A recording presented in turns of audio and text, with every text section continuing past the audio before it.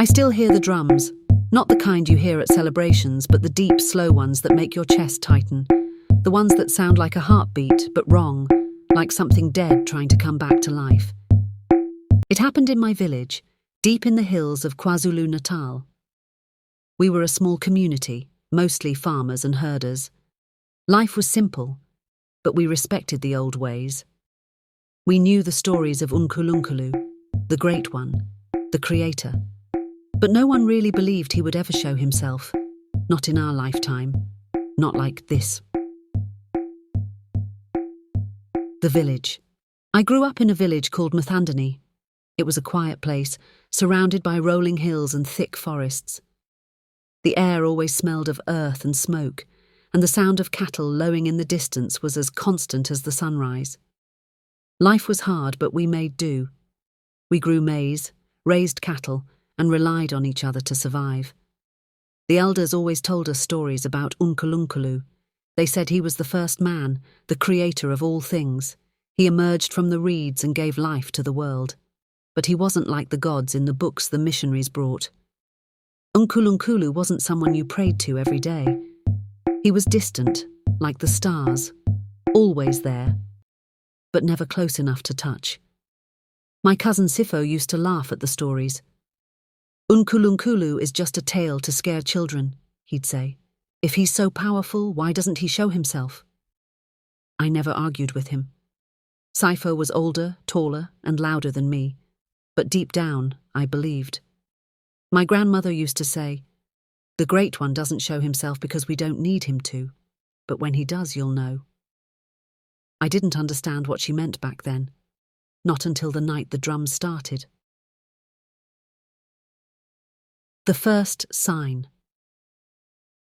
It began with the cattle. Old man Dlamini was the first to notice. He was the wealthiest man in the village, with the largest herd. One morning, he found his best cow dead. Not just dead, gutted. Its insides were spread in a perfect circle around it, like some kind of offering.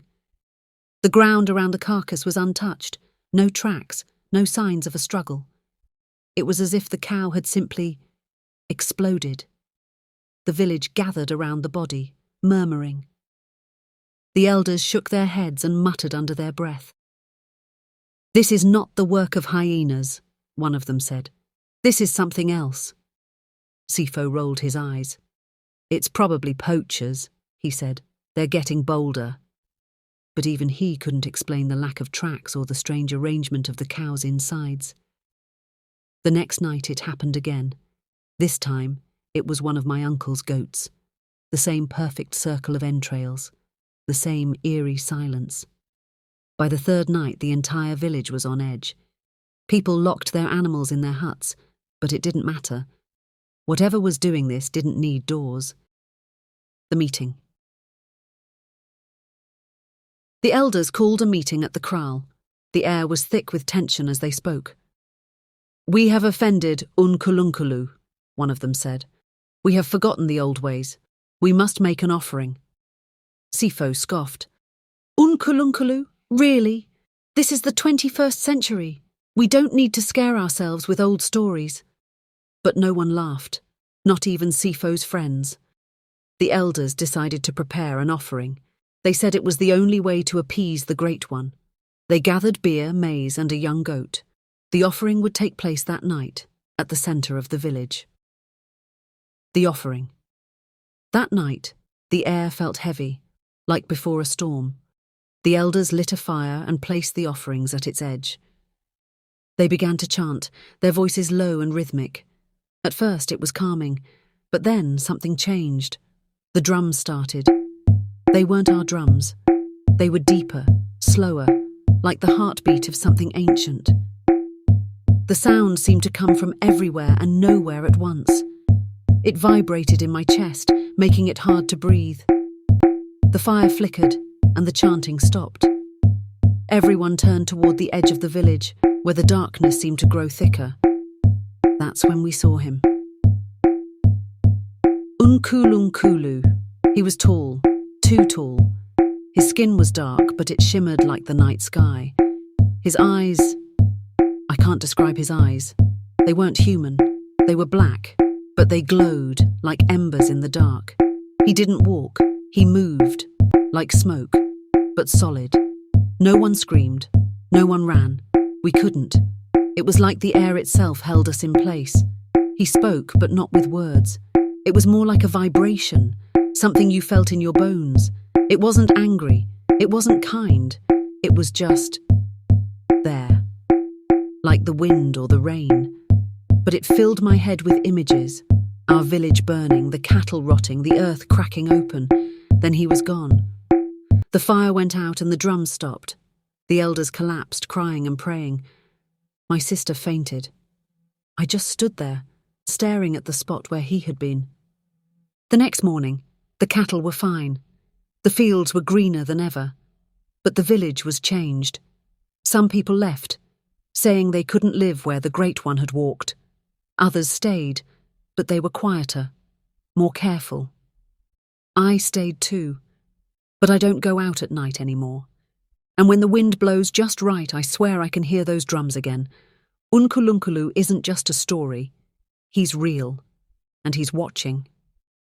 The night Unkulunkulu walked among us. The silence. The days after Unkulunkulu's appearance were strange. The village was quieter than I'd ever heard it.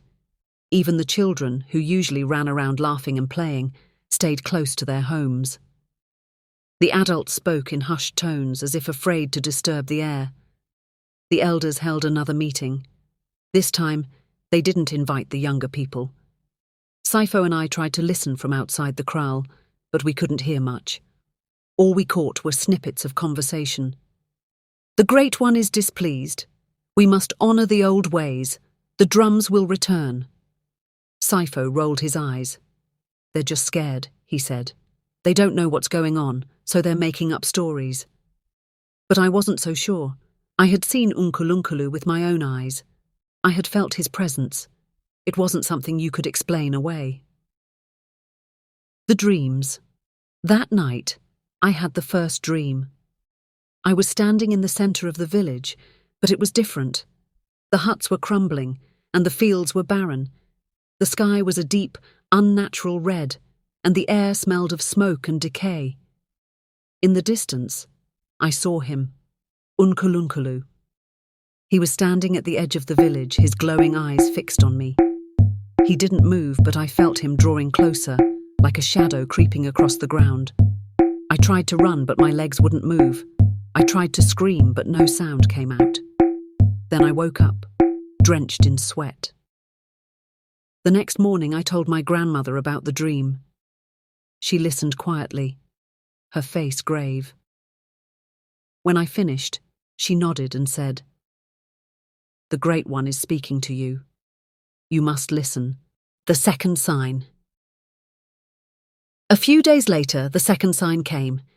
It started with the crops. The maize, which had been growing well, suddenly withered. The leaves turned brown and brittle, and the stalks collapsed as if they had been drained of life. The elders inspected the fields, but they couldn't find any explanation. There were no pests, no disease. It was as if the life had been sucked out of the plants. That night, the drums started again. This time they were louder, closer. The sound echoed through the hills, filling the air with a sense of dread. The villagers gathered in the centre of the village, clutching their children and praying. The elders lit a fire and began to chant, but their voices were drowned out by the drums. Then, just like before, Unkulunkulu appeared. The message. This time, he didn't just stand there. He moved through the village, his shimmering form passing through the huts as if they weren't there. He stopped in front of the fire and turned to face us. His eyes glowed brighter, and the vibration in the air grew stronger. This time, the images in my head were clearer. I saw the village burning, the people fleeing into the hills. I saw the earth cracking open, swallowing everything in its path. And I saw Unkulunkulu standing in the centre of it all, his eyes glowing like embers. Then he spoke. Not with words, but with a feeling. It was a warning. "You have forgotten the old ways," the feeling said. You have turned your back on the land. If you do not change, you will be destroyed." Then he was gone. The decision. The next morning, the village was in chaos. Some people wanted to leave, saying they couldn't live under the shadow of the Great One. Others wanted to stay and try to appease him. The elders called another meeting. This time they invited everyone. "We must honour the old ways," one of the elders said. "We must make sacrifices, perform the rituals, and show Unkulunkulu that we respect him." Sifo stood up. "This is ridiculous," he said. "We can't live in fear of some ancient god. We need to find a real solution." But no one listened to him. The elders had made up their minds. The ritual. The elders prepared a grand ritual. They gathered the best offerings, beer, maize, and a young bull. They built a large fire in the centre of the village and began to chant. The drums started again, but this time they were different. They were faster, more urgent. As the elders chanted, the fire grew brighter and the air grew heavier. Then Unkulunkulu appeared. The confrontation. This time he didn't just stand there. He walked through the village, his glowing eyes fixed on the elders. The vibration in the air grew stronger, and the images in my head returned. This time, they were even clearer. I saw the village thriving, the fields green and fertile, the people happy and healthy. But I also saw the alternative, the village burning, the people fleeing, the earth cracking open. Unkulunkulu stopped in front of the fire and turned to face us. "The choice is yours," the feeling said. "Honour the old ways, or face destruction." Then he was gone. The village was changed. Some people left, saying they couldn't live under the shadow of the Great One. Others stayed, determined to honour the old ways. I stayed too. But I don't go out at night anymore. And when the wind blows just right, I swear I can hear those drums again. Unkulunkulu isn't just a story. He's real, and he's watching. After Unkulunkulu's second appearance, the village changed in ways I never thought possible. The elders took charge, and everyone followed their lead. The old ways became the new way of life. We started every morning with a prayer to Unkulunkulu. We poured offerings of beer and maize at the edge of the village where the forest began. The elders said it was to show respect to the land and the Great One who created it. At first it felt strange. I wasn't used to praying or making offerings. But as the days went by, it became part of our routine. Even Sifo, who had always mocked the old ways, started to participate. I could see the fear in his eyes. He had seen Unkulunkulu too, and he couldn't explain it away anymore. The calm. For a while, things seemed to get better. The crops started to grow again, and the cattle were healthy. The drums stopped, and the nights were quiet. But the fear never went away. It was always there, lurking in the back of our minds. We knew Unkulunkulu was watching. We could feel it. The elders said we had to keep honouring the old ways, or the Great One would return. They said we had to prove ourselves worthy of his protection. The stranger. One day, a stranger came to the village. He was a tall man with a weathered face and a long grey beard. He carried a staff and wore a cloak made of animal skins. The elders said he was a sangoma, a traditional healer, and that he had come to help us.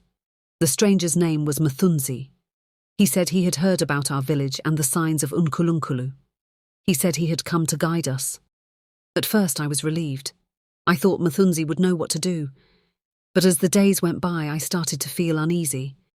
There was something about him, something I couldn't quite put my finger on. The warning. One night, I had another dream. I was standing in the centre of the village, but it was different again. The huts were crumbling, and the fields were barren. The sky was a deep, unnatural red, and the air smelled of smoke and decay. In the distance, I saw Unkulunkulu. He was standing at the edge of the village, his glowing eyes fixed on me. But this time he wasn't alone. Mthandeni was standing next to him. I tried to run, but my legs wouldn't move. I tried to scream, but no sound came out. Then I woke up, drenched in sweat. The truth. The next morning, I told my grandmother about the dream. She listened quietly, her face grave. When I finished, she nodded and said, "The Great One is warning you. You must be careful." I didn't understand what she meant, but I knew I had to find out. That night I followed Mthandeni. He left the village after dark, carrying a small bag. I stayed hidden in the shadows, watching as he walked into the forest. He stopped at a clearing and began to chant. The sound was low and guttural, unlike anything I had ever heard. Then he opened the bag and pulled out a small black stone. He placed it on the ground and began to draw symbols around it with his staff. I didn't know what he was doing, but I knew it wasn't good.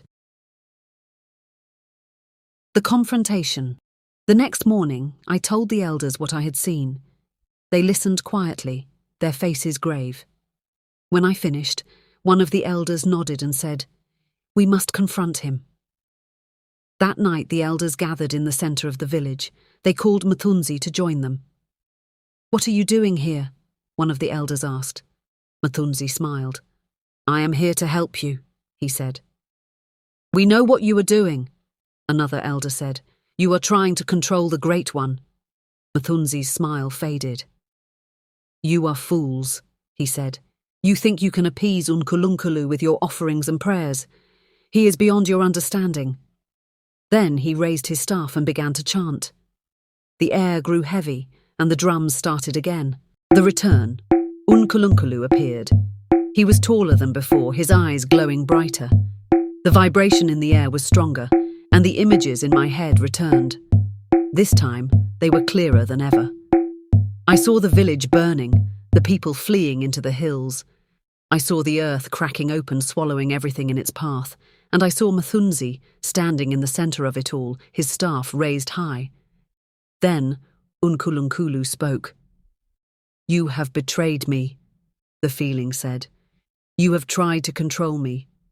For that, you will be punished." Then he was gone. The aftermath. The next morning, Mthandeni was gone. The elders said he had fled into the forest, but I wasn't so sure.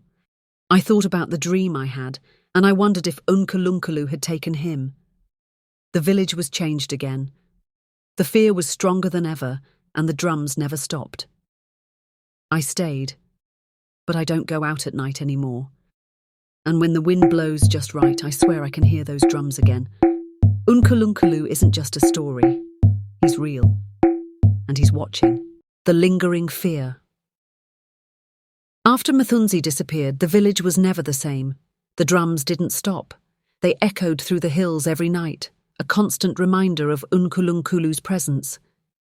The elders said we had to keep honouring the old ways, but it felt like no matter what we did, the fear never went away.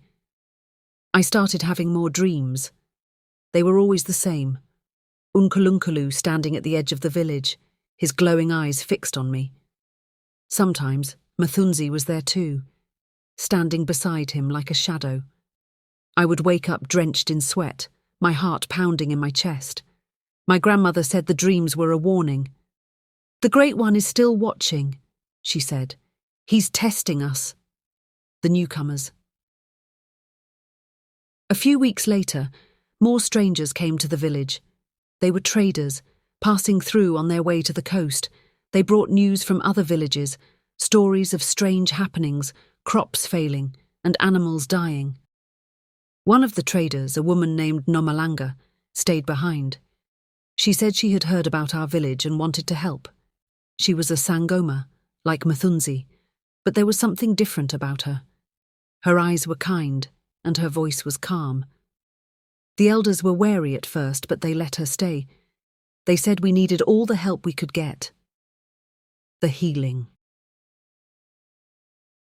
Nomalanga started by performing a cleansing ritual. She gathered herbs and roots from the forest and boiled them in a large pot over the fire. The smell was strong, but it was comforting in a way. She walked through the village, sprinkling the mixture on the ground and chanting softly. The villagers watched in silence, their faces filled with hope. That night the drums stopped. For the first time in weeks the village was quiet. I thought maybe, just maybe, things were going to get better. The warning. But the peace didn't last. A few days later, I had another dream. This time it was different. I was standing in the centre of the village, but it was empty. The huts were crumbling and the fields were barren. The sky was a deep, unnatural red, and the air smelled of smoke and decay. In the distance I saw Unkulunkulu. He was standing at the edge of the village, his glowing eyes fixed on me. But this time he wasn't alone. Nomalanga was standing next to him. I tried to run, but my legs wouldn't move. I tried to scream, but no sound came out. Then I woke up, drenched in sweat. The confrontation. The next morning, I told Nomalanga about the dream. She listened quietly, her face grave. When I finished, she nodded and said, "The Great One is warning us. We must be careful." That night, the drums started again. The villagers gathered in the centre of the village, clutching their children and praying. Nomalanga stood in front of the fire, her staff raised high. "We must confront him," she said.